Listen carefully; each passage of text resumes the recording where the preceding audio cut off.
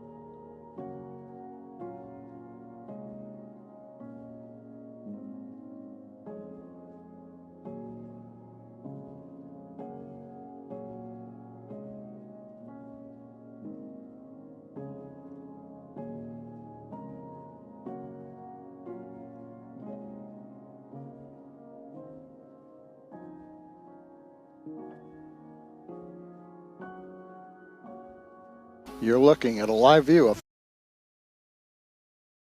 3:34 p.m. Eastern Standard Time from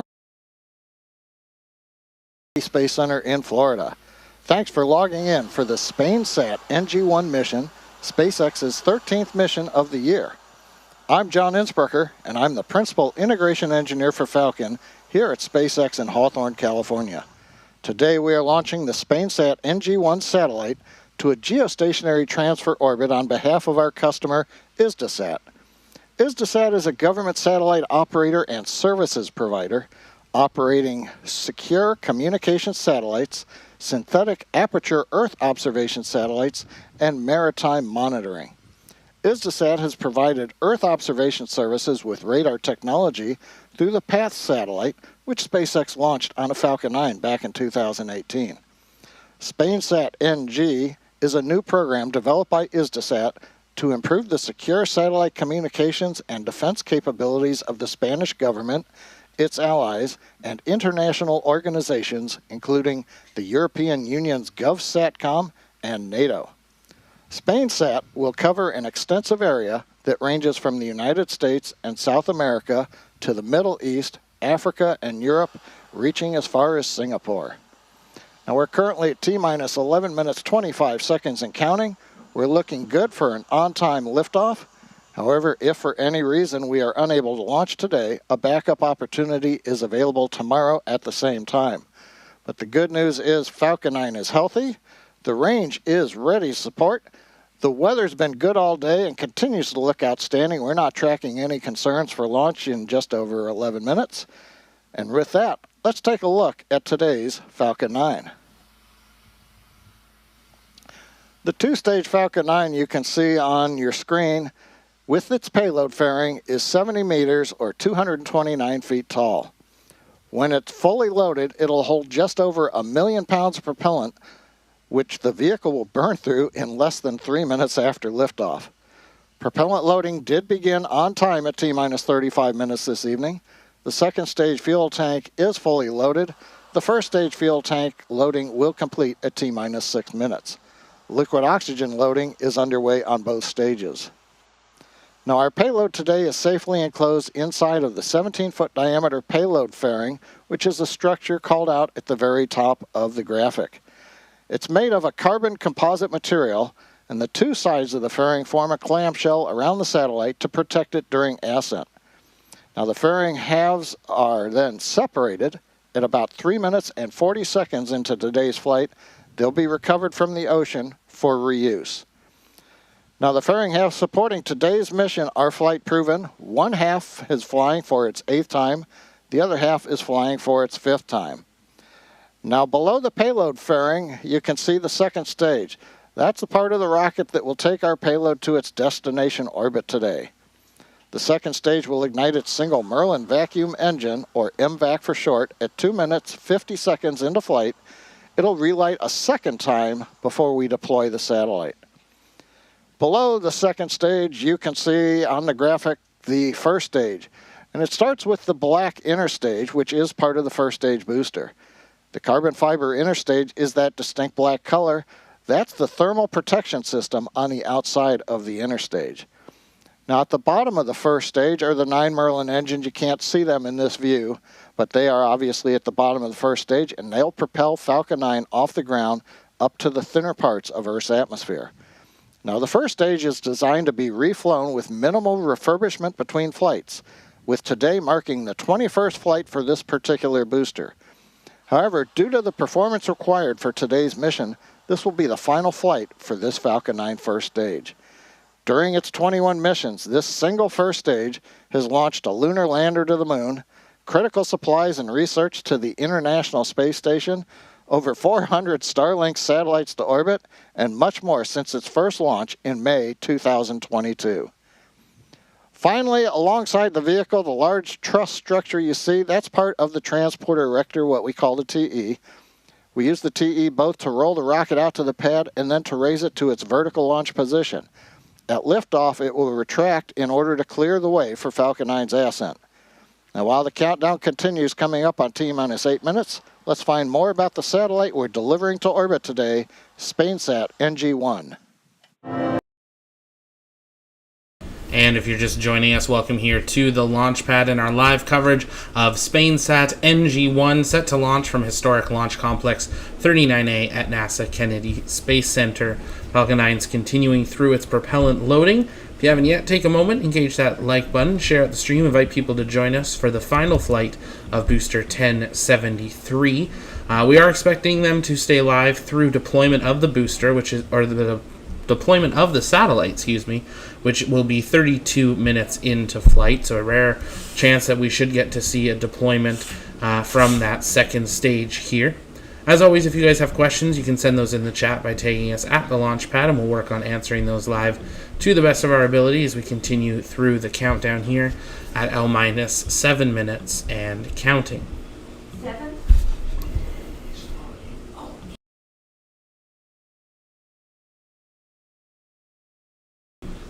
With that call, we are now into engine chill, which means those 9 Merlin 1D engines are now beginning their cooldown sequence in preparation for ignition. The second stage will do a chill down once the Falcon 9 first stage is in flight.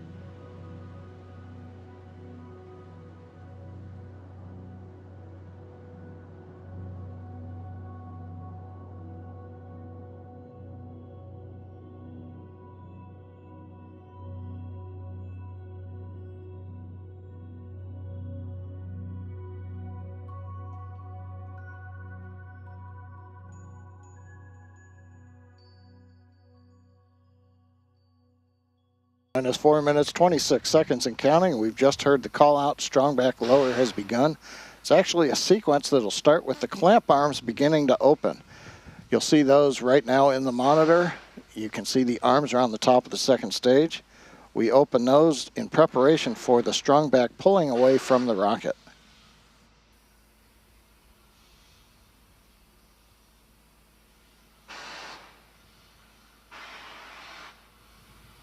And you can see the arms coming open now. Next up will be retract of the strong back. Now the transport erector we talked about has 2 components, the strong back that runs alongside the Falcon 9 and a launch mount underneath. The launch mount under the Falcon 9 has the 4 hold downs that release at T0. The strong back along the side is hinged to the launch mount, and it will rotate right now about 2 degrees away from the vehicle, and you can just start to see that motion beginning. Now at liftoff, the strong back will then move to a position 45 degrees away from the Falcon, and that clears the way for launch of the launch vehicle. Completing the recline. Now at this point in the countdown, both the first and second stages are nearly fully loaded with 1 million pounds of the kerosene fuel and liquid oxygen. First stage loading should complete here momentarily. We're waiting for the call out. And then about a minute later, second stage of liquid oxygen loading should complete.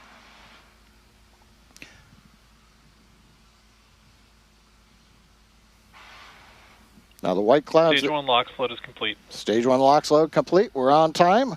We're down to one more tank to finish loading. Stage 2 LOX. The white clouds that you're seeing around the vehicle, they're formed as the chilled gas vents overboard to maintain pressure in the tanks as needed. Current temperature at the launch site's a balmy 63 Fahrenheit, 17 Celsius. And when the gas meets that warm Florida air, it condenses the moisture in the air and it forms those clouds. As we wait for T-minus 2 minutes and the start of the second stage LOX closeout, a few more things that'll happen in the last part of the countdown. At T-minus 60 seconds, Falcon 9 will be in startup. That means the rocket's autonomous internal flight computers have taken over the launch countdown. There are computers on both the first and second stages. Stage 2 LOX load is complete. LOX load complete on second stage. That means the 1,000,000 pounds propellant is completely loaded now on both the first and the second stages.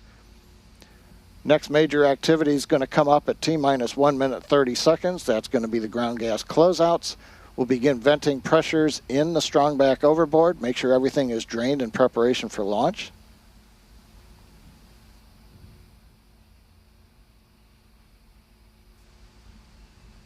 Gas launch closeouts has started. There we go. The gas closeouts have begun. Next major event will be T-minus 1 minute. As I mentioned, the Falcon flight computers will go into startup. One comment, I mentioned there were flight computers on both stages. During Ascent, the second stage flight computer is the master. As we count down at T-minus 2 seconds, we'll begin the Merlin 1D engine ignition sequence. The flight computers will command the hold downs to release at T0. Falcon 9 is in startup. Falcon 9's gone into startup. The flight computers are now controlling the launch vehicle. Falcon 9's looking good. SpainSat is ready to go. Falcon 9 team's working no issues. The weather is excellent. The range is ready. Launch director, go for launch. And the launch directors go for launch. Let's listen in to the flight of SpainSat NG-1.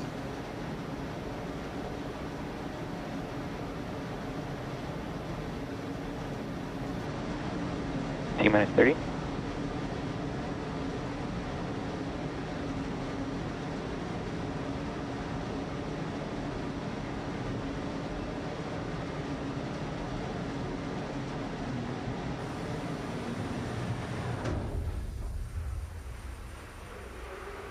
T-minus 10, 9, 8, 7, 6, 5, 4, 3, 2, 1, ignition, liftoff. Go SpaceX, go SpainSat NG-1.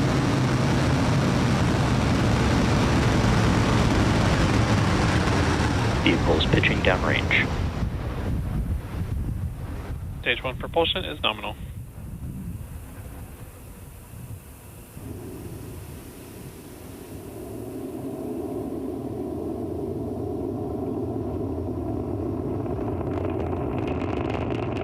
T-plus 30 seconds, Falcon 9 has successfully lifted off from Complex 39A at Kennedy Space Center.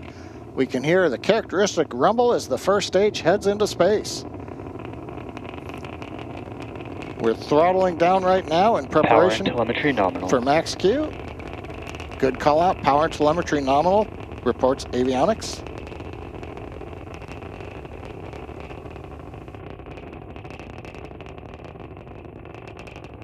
Falcon 9 is supersonic. And we have throttled back up to power.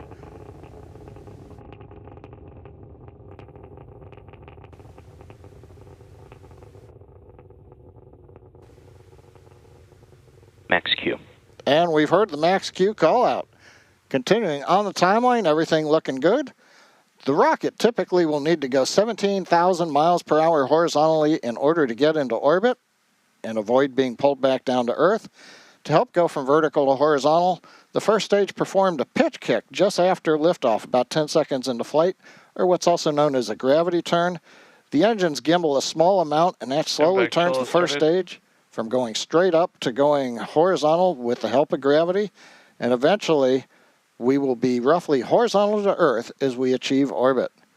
Now you can track the progress to orbit by keeping an eye on the left side of your display. That's showing the first stage velocity and altitude, and then we'll have displays for the second stage as we get past stage separation.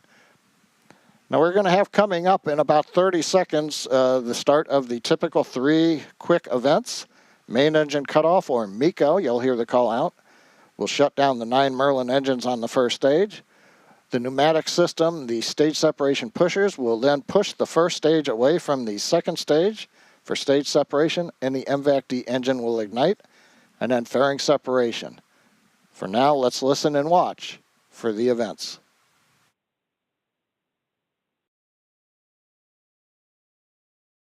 Main engine cutoff. Stage separation confirmed. MVAC ignition.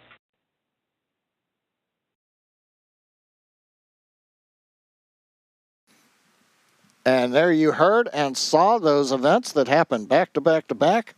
We had main engine cutoff, stage sep, and second stage engine start number 1, SES-1.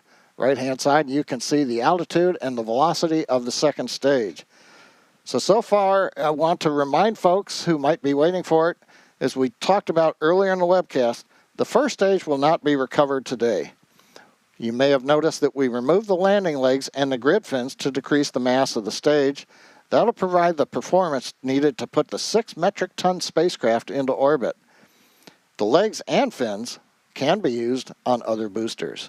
But now we want to say to the first stage, Fairing separation confirmed. fairing separation on time. And for first stage that is on its way back to Earth, not for recovery, farewell, and we thank you.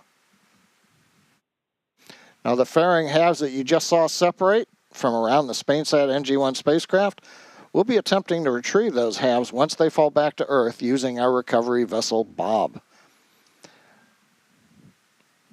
Now the fairings will orient themselves as they come back down with gas thrusters for entry into the atmosphere, and as they near the ocean, each fairing half uses a gas-powered deployer to release a parachute. The fairing computer will send commands that steer the fairings to the ocean landing, where the recovery vessel Bob will attempt to recover them. Now we've got a few minutes until our next major event, SECO-1, which is where we'll shut down our MVAC-D engine on the second stage in the parking orbit. Stage 1 FTS has safed.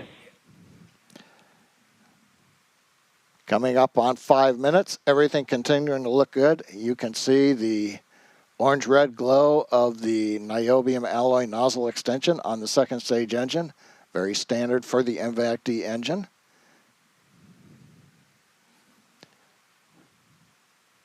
5 minutes, everything continues to look good. Now you'll notice the speed continuing to increase on the display for stage 2. That speed is obviously increasing. That's because the acceleration is going to increase throughout the burn. The thrust of the MVAC-D engine, just over 220,000 pounds of thrust in vacuum, stays constant during the burn. But as we burn off the propellant, the mass is decreasing. And so for those who remember force equal mass times acceleration, if the force is constant but the mass decreases, the acceleration is going to increase. For this first burn, the stack will be doing about 3.8 G's acceleration as we get to SECO-1.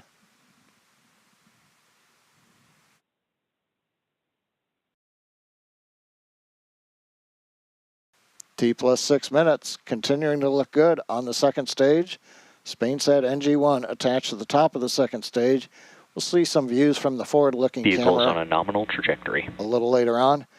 The GNC, the Guidance, Navigation, and Control Engineer, calling out the nominal trajectory for the stage.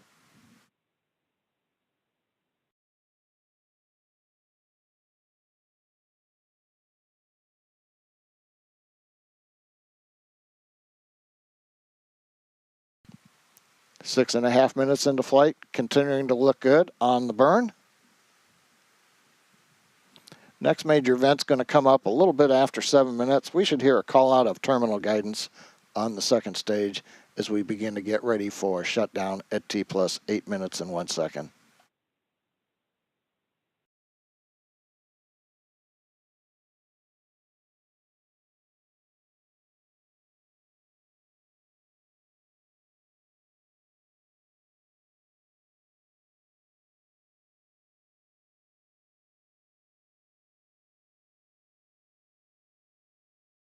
Stage 2 is in terminal guidance. There's the call out from GNC.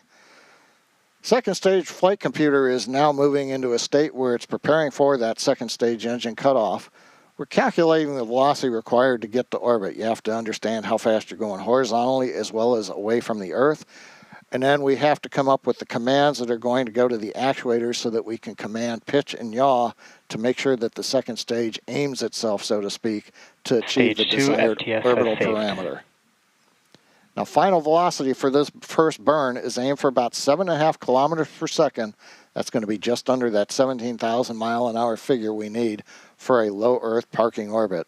And 7.5 kilometers per second, that is the rule of thumb for the velocity you need to get into an Earth orbit when you're launching eastwardly, for example, out of Kennedy. Shutdown of the MVAC, we're going to wait for guidance to tell us how the orbit looks. Nominal orbit insertion. And confirmation, nominal orbit insertion. We're through second stage engine cutoff number 1, SECA 1. We're right where we want to be in orbit.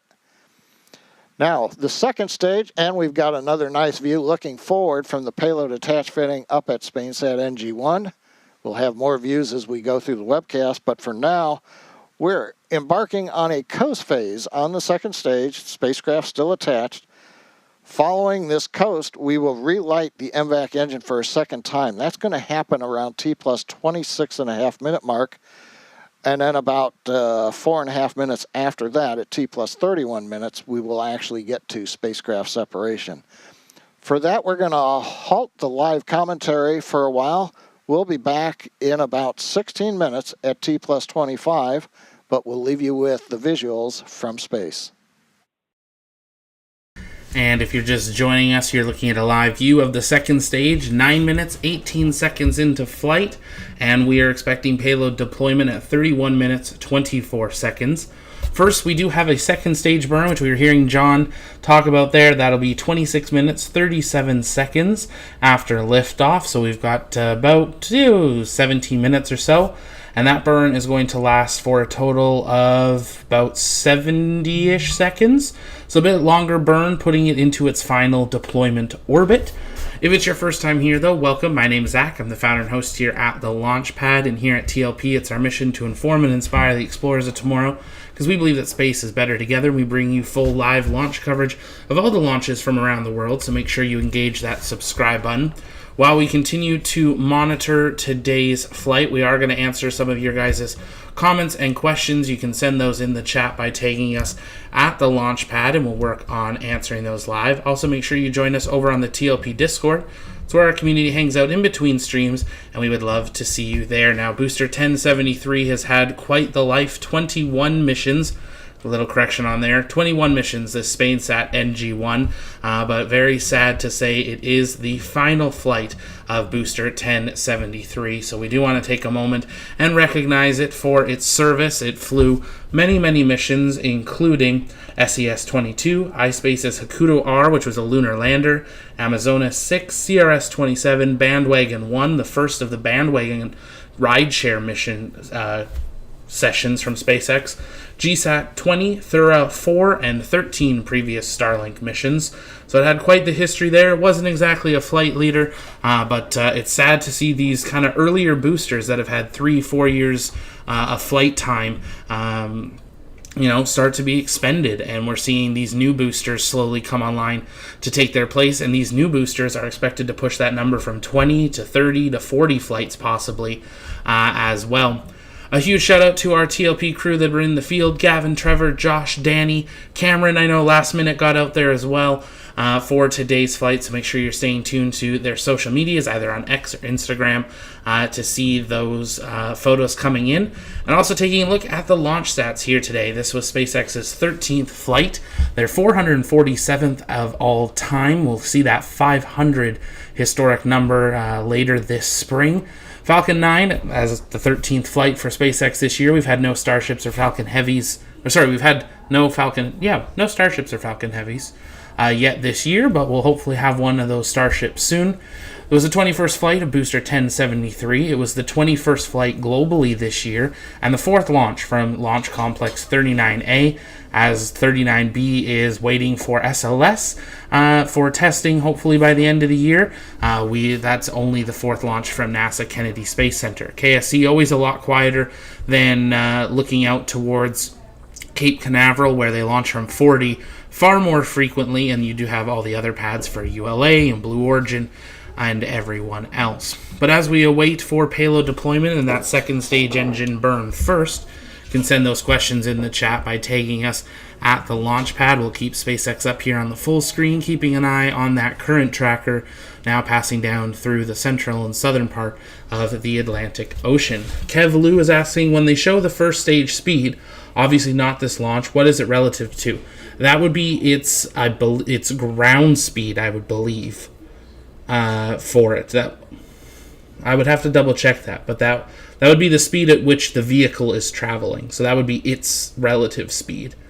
Timothy, do they have another booster to replace this one before they stop the service? So they have to use the boosters they have. This mission required an expended booster, so they use what they have. They do determine which boosters to try to use, so this was an older one. So as long as the customer was happy to be on an older booster, which everyone generally seems to be nowadays, they were able to use this. They do have some newer boosters that have gone 3, 4, 5 flights. Some of the newer boosters are out in Vandenberg, so it'll be interesting to see if we see them transferred over here, or if we see brand new boosters come online here in the near future, as SpaceX has set the goal of 180 launches this year just of Falcon 9, and then Starship on top of that up to possibly 25. So really, really incredible the goals that they have set for this year. If you haven't yet, though, make sure you join us over the TLP Discord. That's where our community hangs out in the chat. We'd love to, or in between streams.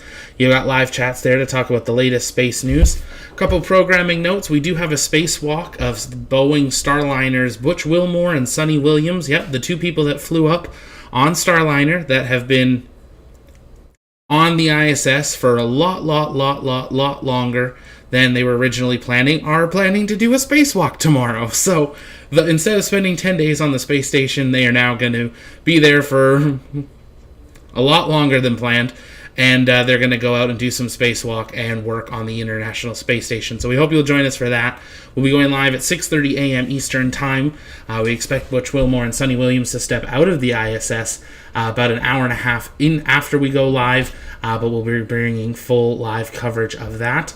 If you want to stay up to date on the latest for the launch schedule, you can head over to tlpnetwork.com. Click on launches. That's where you can see your upcoming launch schedule, as well as you can see a little bit more about each mission and as well as a weather forecast. Tomorrow morning, we are going to have another launch attempt of Blue Origin's new Shepard vehicle from West Texas, so we hope you'll join us for that. They're scheduled to target 10:30 a.m. Eastern Time. That is the opening of a 8-hour window, so we'll hopefully see them get off the ground this time without an hour and a half of holds. And then later in the day, we do have the launch of SpaceX Starlink 11-4 from Vandenberg, set to launch at 6:32 p.m. Eastern Time. But as I said, stay up to date with the latest over at tlpnetwork.com/launches. We're about 10 minutes away from that second engine burn, so stay with us right here on the launch pad.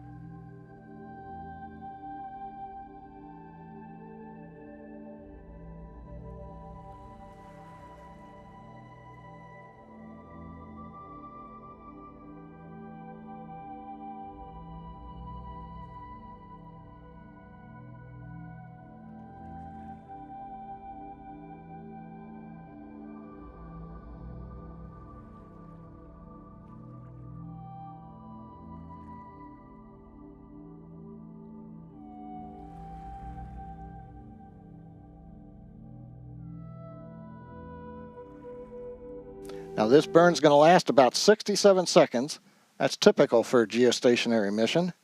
If you're watching the speed gauge on the right-hand side of the display, you're going to see that we're going to add about 2,500 meters per second to the velocity of the second stage, which is still carrying the SpainSat NG-1 payload on top. Now during this burn, as we continue burning off the remainder of the propellant, the acceleration will reach 4.8 G at the end of the burn. This is about 1 G more acceleration than we had on the first burn of the second stage when we had a lot more propellant on board.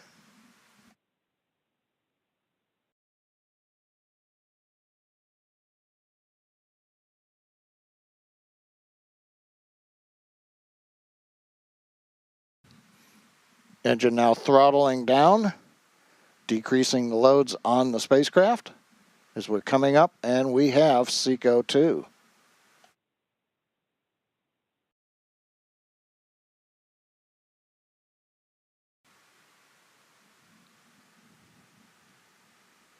Nominal orbit insertion. And there's the big call out for the day, nominal orbit insertion. Second stage in its second burn has put the spacecraft onto the desired trajectory. You can see right now 400 kilometers, 440 kilometers in altitude. We're headed to an orbit much higher than that. Next up, we're going to have separation of the second stage, of the SpainSat NG-1 spacecraft. We've got a couple of minutes before that happens. We'll come back with live commentary at about T plus 30 minutes.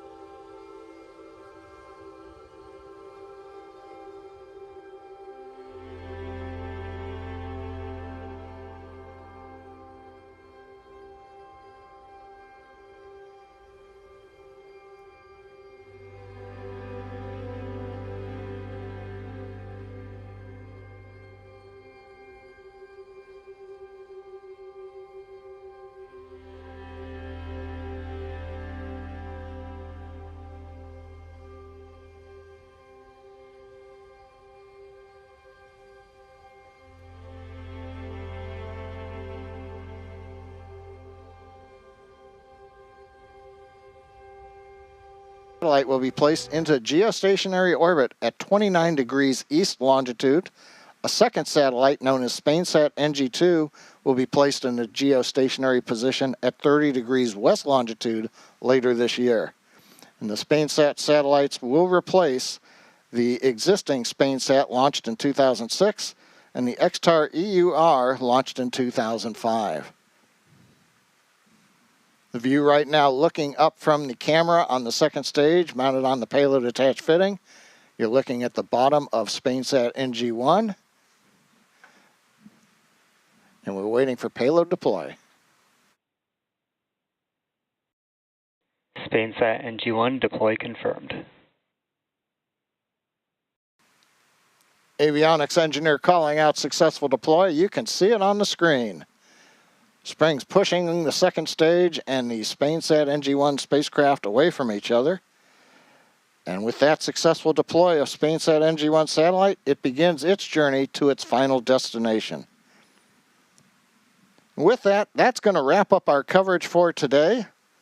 All of us at SpaceX want to give a big thank you to our customer ISDASat. We also want to give a shout out to the Eastern Range, Kennedy Space Center, and the Federal Aviation Administration for supporting today's launch. And as always, thanks to all our viewers for logging on and your continued support. Be sure to follow us using @SpaceX on X for mission updates.